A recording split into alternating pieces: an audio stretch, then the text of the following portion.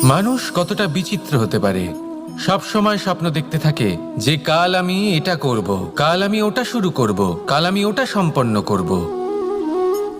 এই যে কাল শব্দটা, এই কাল অত্যন্ত বিচিত্র এক শব্দ।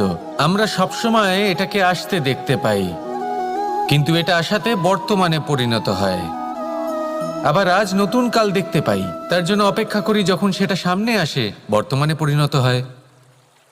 এই কাল সবসময় একটা মিথ্যে সান্ত্বনা দেয় যে সে আসছে, কিন্তু সে কখনোই আসে না।